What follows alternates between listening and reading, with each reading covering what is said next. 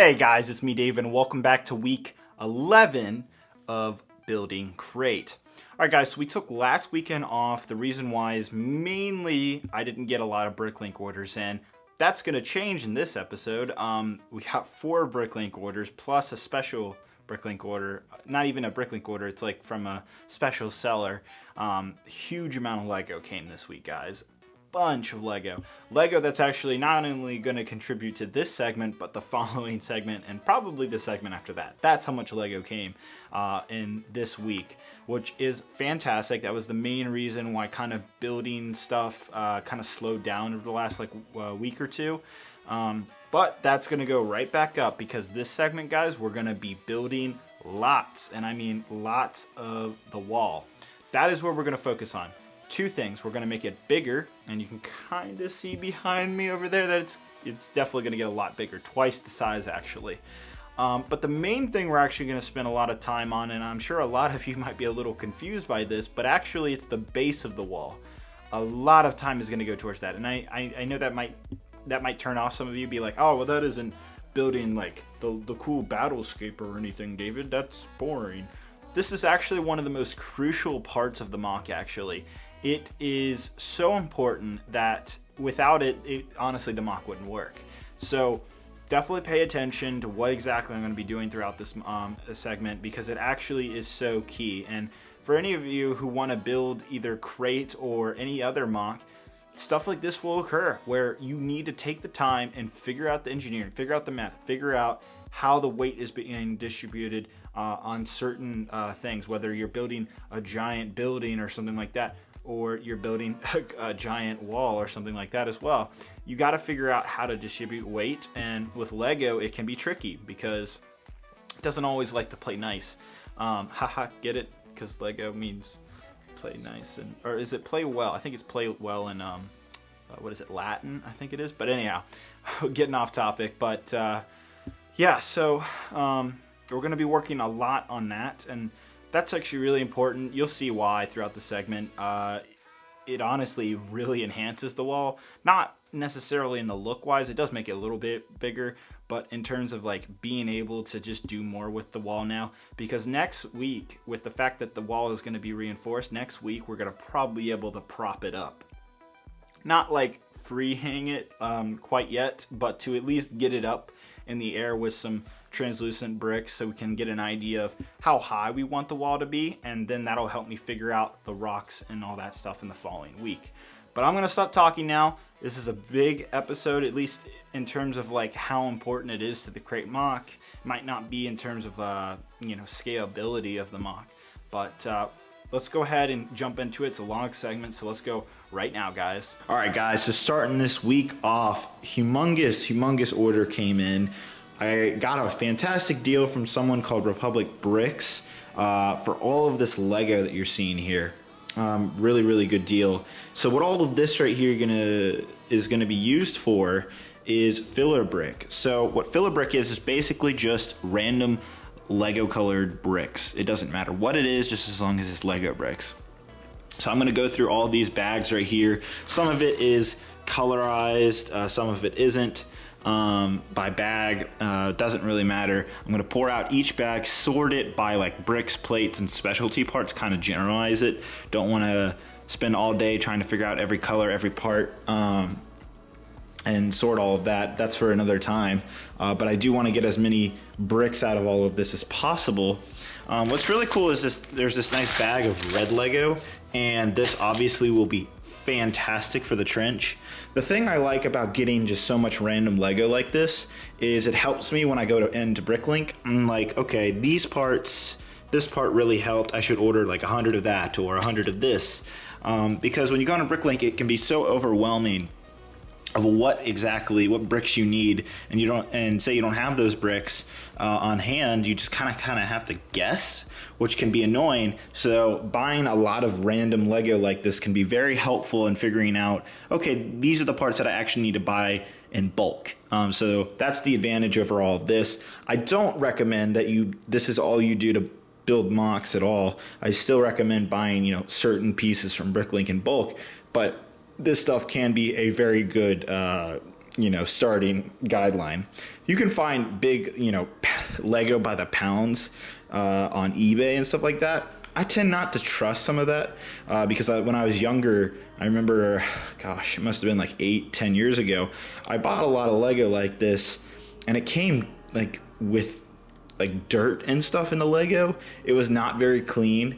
Thankfully, all of this Lego here from Republic Brix is nice and clean for the most part. It is used, but it is, from what I can tell, pretty clean.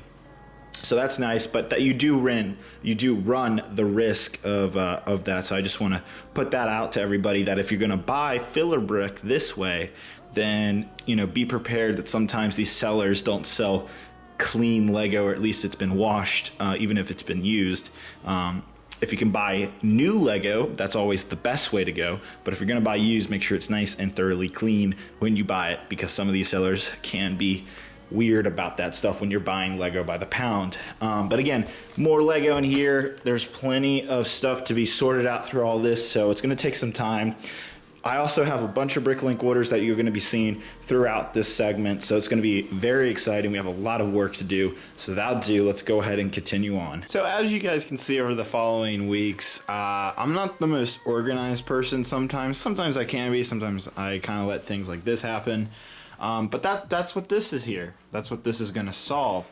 So a big question I sometimes get, especially when I meet fans, is how do I organize my Lego collection, or how do I go about having so much Lego? How do I handle that? And especially now that I live in my own apartment and have a much smaller space than I used to have a larger room before this. But now that I'm in an apartment, I have limited amount of space. And to deal with that space, I have one bedroom, and as you guys can see, I've been working with it somewhat well. I keep these shelves right here and these shelves for displaying my Lego sets and sometimes mocks, but mostly sets, especially the Ultimate Collector's ones. And that's great. This is a great way of displaying your Lego sets if you have the space for them. But in terms of the actual parts and all of that, I don't really have a great system. What I've been doing, and if you guys remember Kashyyyk, then I would use, I think, these right here. These are stack-ons, and then there's also, I use the Stanley. That's a tool company. I'm sure if you go to Lowe's or any hardware store in the US, you've probably heard of Stanley. They're pretty well-known tool company. And then the green one is a brand called Stack-On.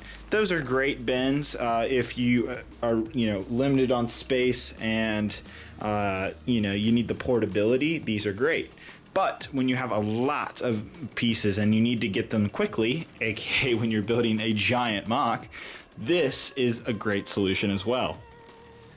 So what this is basically what Lego actually uses. A very similar system, especially in their I guess what do they call it? It's like the model creations, the giant Lego models that are like this size but bigger, life-size Lego creations made out of Lego bricks. It's the same, kind of like Legoland and all that stuff. They have, if you ever go into those studios, they have giant walls just full of bins like this on shelves. And this is, again, a similar system to what Lego uses.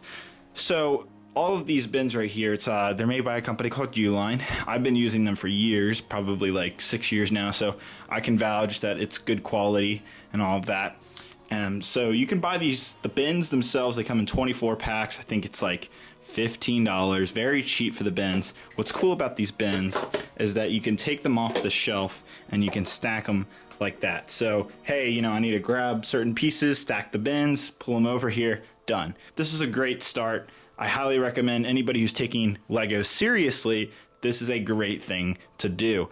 I'm not sure about internationally what you can do. I'm not sure if Uline is an international company, but I'm sure there's other companies that do this type of stuff outside of the United States.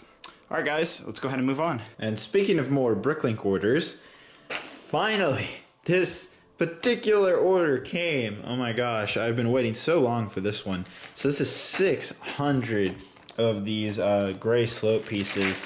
I pretty much bought the biggest amount you could on Bricklink. this is key. This is essential for the wall. So finally got more of these so we can continue building that later on.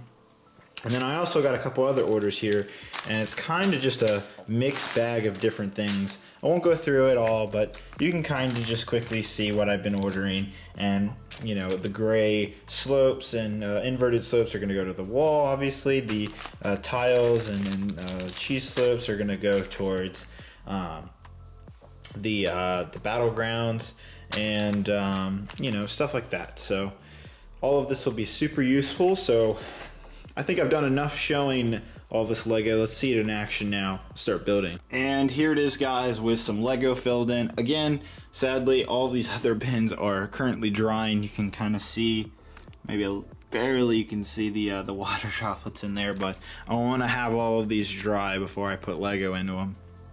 So definitely by next week's segment, this will be just covered with Lego. No doubt about it. So again, it's really nice that I'll be able to just, you know, pick up something and boom, I have it. Or I can just look at this wall and be like, all right, what's not here? What do I need to order? This will help me not have these issues where I'm constantly needing to reorder things and get more parts. This helps me figure out things a lot easier. I'm definitely more of a visualizer than I am, I guess, I just need to visualize all of the Lego that I have, therefore I can figure out the math and all of that stuff in terms of what I need. So super nice. It looks actually really nice, and I'm sure a lot would be like, why did you get white bins? Well, especially with like white Lego, and as you can kind of see, the white Lego is slightly yellowish, and that's not because this is like used Lego. It's just the color of Lego's white is slightly more yellow than normal white. So that's what you're seeing here. All of this Lego, especially the white, is all brand new. All of this is brand new Lego that I purchased. Pretty much everything I buy is brand new, usually. Sometimes I'll buy used bricks, but it's kind of rare for that to happen. But it looks so nice. I love it. It also shows when you have friends over that you take Lego very seriously. It's not just a hobby. Or is it? No, I'm just playing with you guys. Anyhow, let's go ahead and continue building. Oh, actually, one last thing. I also want to note this is that this shelf, these shelves should only be used if you're in an environment where not a lot of sunlight is going to be touching the Lego, or this Lego that you have on these shelves is constantly being used. Therefore, what I mean by that is this is not a long-term way of storing Lego bricks. And for example, let's say you find like a really rare piece at the Lego store, and you're like, oh wow, I can get a whole bunch of these and save this for later and use it, you know, 2 or 3 years down the road for a whatever mock. If you think that's just going to sit here on this shelf, and especially if you're in a room with sunlight, then what can happen to Lego over time is sunlight can do weird things to Lego, especially white and gray Lego. I've seen this happen to myself multiple times where it would decolor the plastic and it looks very strange. It doesn't look good at all. So if you're using this type of format, either you should be in a basement where there's no light whatsoever coming in, or all of this Lego is going to be constantly recycled, meaning that you're going to constantly be moving these bins and you're going to be using all of the Lego that's on the shelves. Therefore, sunlight will long term won't affect the Lego. If you have, you know, Lego on like this, and let's say this bin right here sits here for, I would say 5 months, that's fine. But when you're going past a year, that's kind of iffy territory.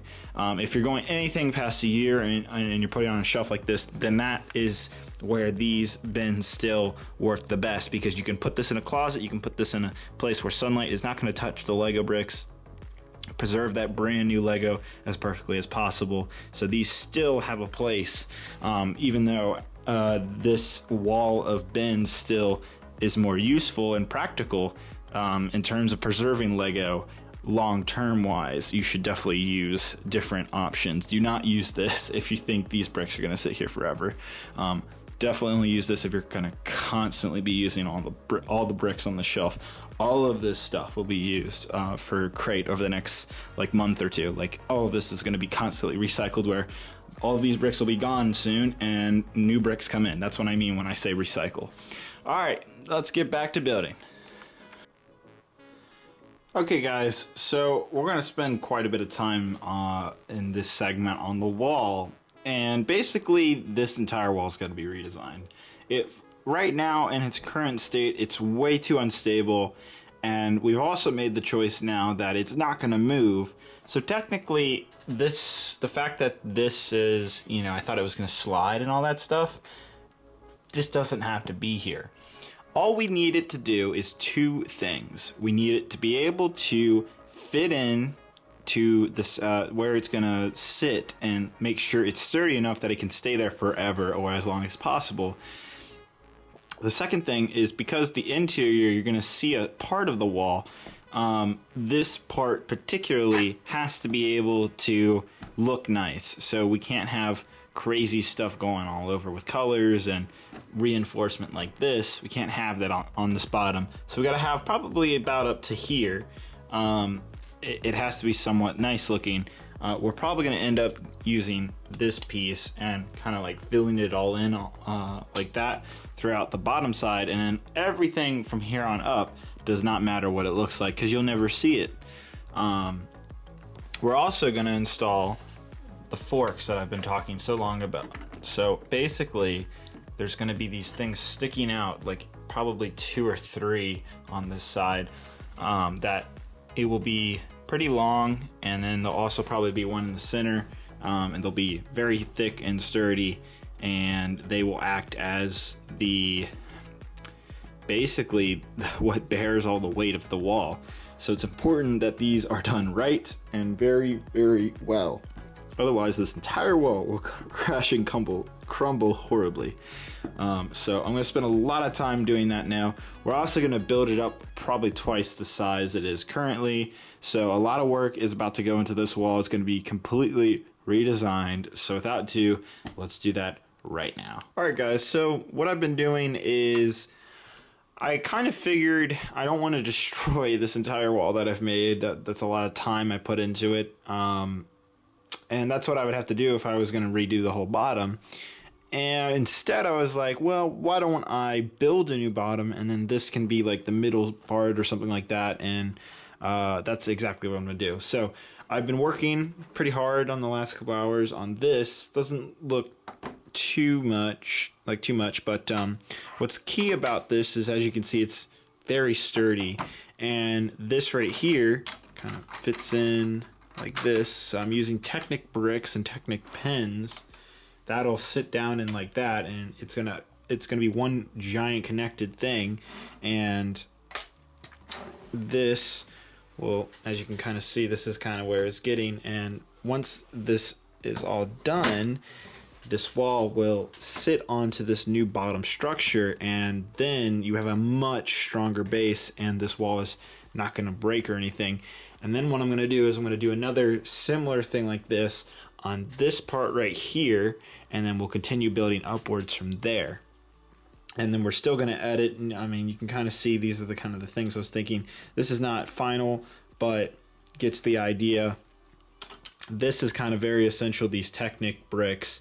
This is what's going to keep stability, especially with the weight this wall is going to have to handle. So yeah, there's going to be like 2 of these underneath each other, and that should be pretty good in terms of holding the weight. I'm also going to like probably attach some Technic pins here, and some lift arms, I guess is what they're called, here, and probably here as well. But this is the progress. It's going well. If you're ever making anything this large, do make it sturdy. Don't do what I did originally, where I was just like, oh, I'll just build and see how it works. No, that was a bad idea. So getting this nice and reinforced now, this is going to work really well. So this will sit down here, and then another layer of the slopes will go on top of that, and then this will sit on top of that as well. That's why it's kind of large right here. It's why all these bricks are kind of popping out, is because it needs to have that extension, because this entire thing is going to sit on it.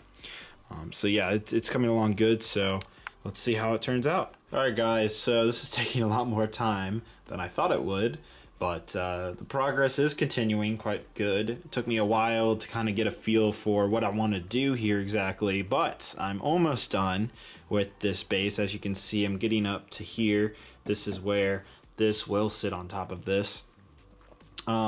You can also see I've installed this right here. This is kind of like a mix of Technic bricks and longer bricks with tiles, or I'm sorry, not tiles, plates, you know, kind of reinforcing it.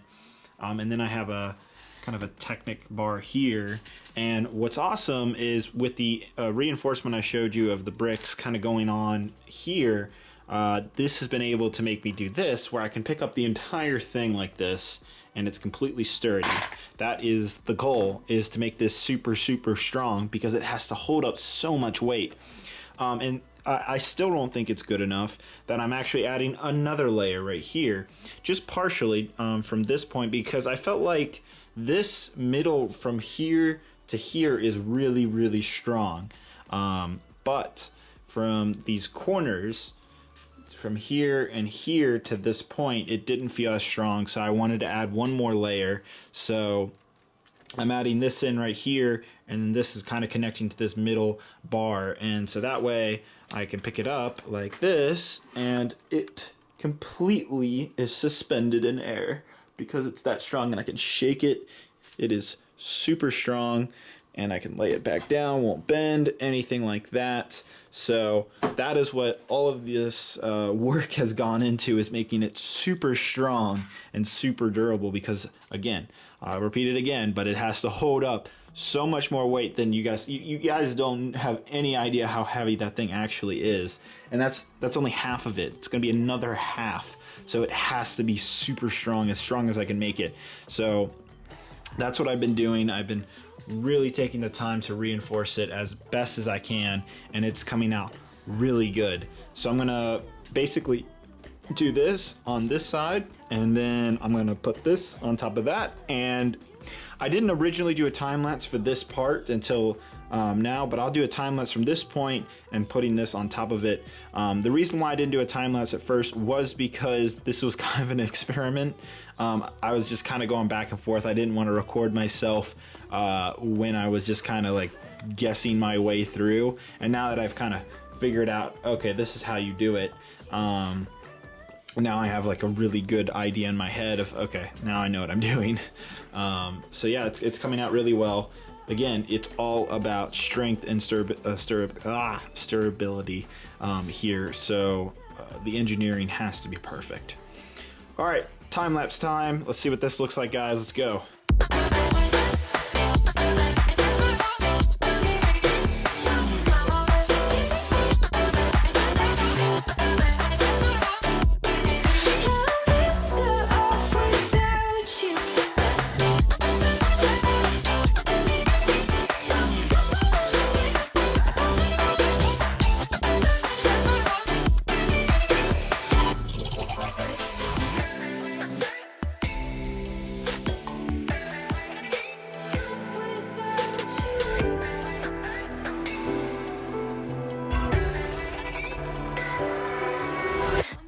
Alright guys, you just saw the time lapse, and here is the wall now.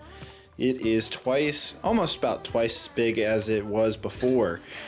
So we added the 2 layers here, and we added the 4 up here. So it is quite massive. All that's left now is about 6 more layers up here. So about from here to here is all that's left for the top. So we'll probably get that done pretty soon. I should have enough bricks for it. Might be cutting it close, we shall see. But it is looking great. I'm so glad I took the time to make that base sturdy, because this would just be falling apart if we didn't take the time this segment and build this whole bottom out. It's super strong now. I can pick up the whole thing just on one side, which is fantastic. I still gotta build this up right here. This is gonna take some time. That'll be something I'll do probably over the next week. So that's why this is empty, and that's why that part right there is empty as well. I did want to just, show you guys, hey, look, it's bigger now. and it looks great, honestly. It's going to take more work, but it is getting there. I'm definitely going to... The method I've been using to build the wall, I'm questioning my methods a little bit, especially after how I spent so much time on this bottom layer here, and how sturdy that is compared to how little sturdy the actual wall is. But now that this bottom here is sturdy, I think I might be able to get away with building it, continuing to build it to its top height, and then doing something super sturdy at the top, and then having some type of connecting beams going downwards, especially like one in the middle there. That will be very important. There will be some technic structure, especially in the middle, and I have some good ideas on how I'm going to do that.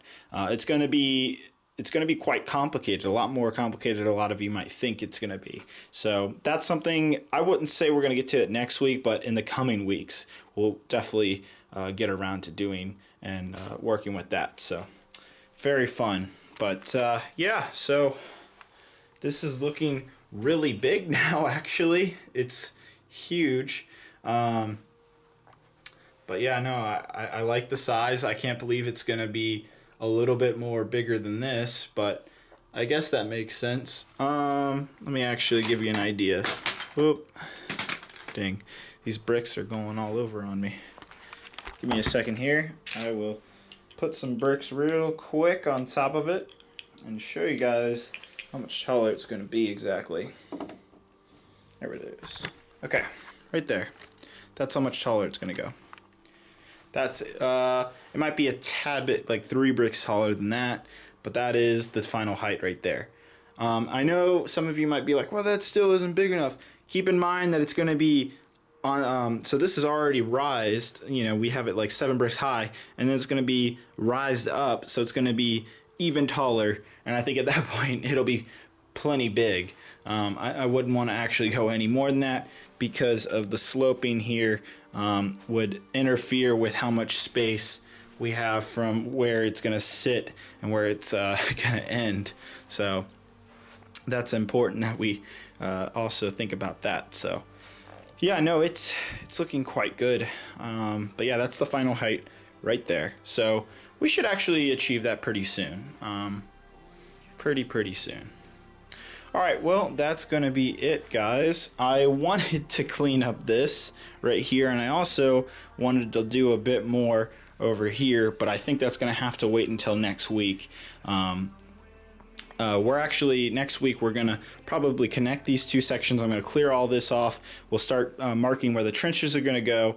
We'll continue to build the mountains on each side of that, and we'll continue to work on the wall. So a lot's going to happen next week, but this is a really good start. I'm going to take the time to clean. I'm going to take the time to organize those bricklink, the big order you saw at the beginning of the video. Still got to organize all those parts. That will take a couple days to do. So by next week we will be nice and strong and ready to go even further than this segment, but it's definitely looking good so far, guys. I really like this.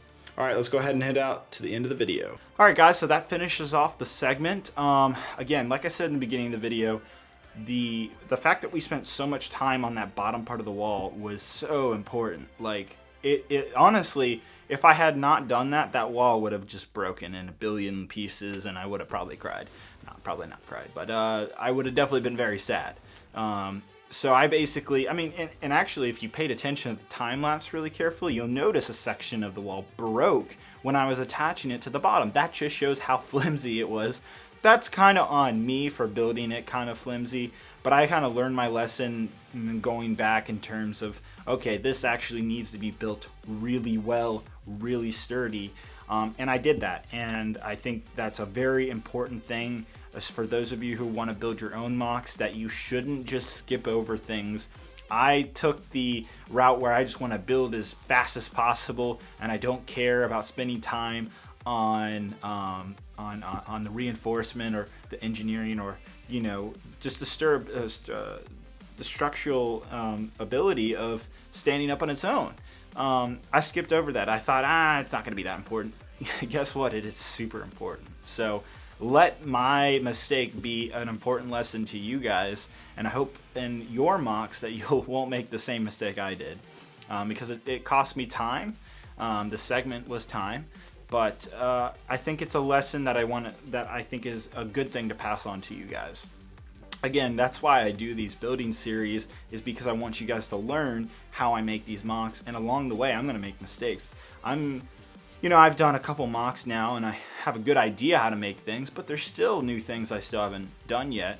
And that's why I choose certain mocks like this, is where it challenges me. It makes me think.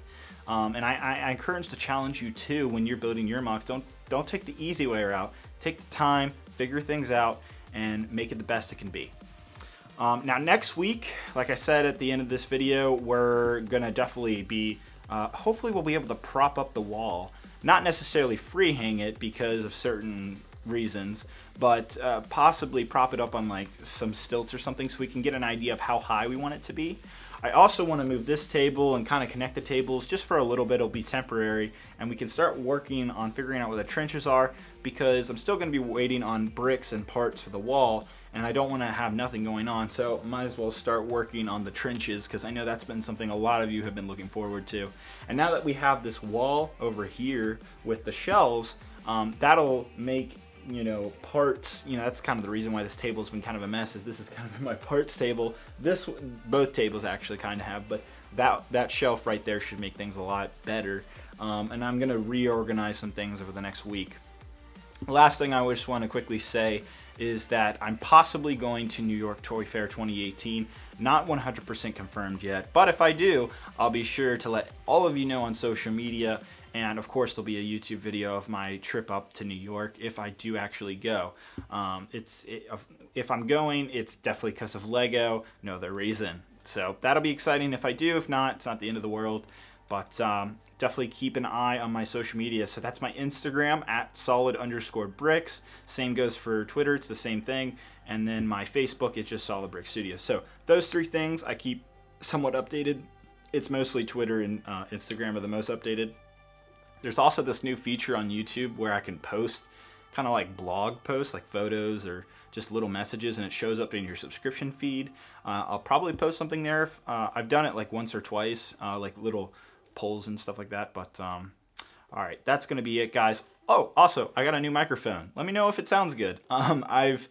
My videos over the last couple weeks have kind of been in and out with sound quality. There's a couple of reasons for that, but now I have a new microphone. I hope it sounds good. I spent a lot of time making sure that these videos don't, that we do a lot in the actual video in terms of building Lego, but I also like it to be as pretty in terms of the, cinematography, what little cinematography there is, but I really try to make them look as nice as possible. So I hope, the sound quality sounds really good. I hope the visuals are really good as well. I really try to do my best there.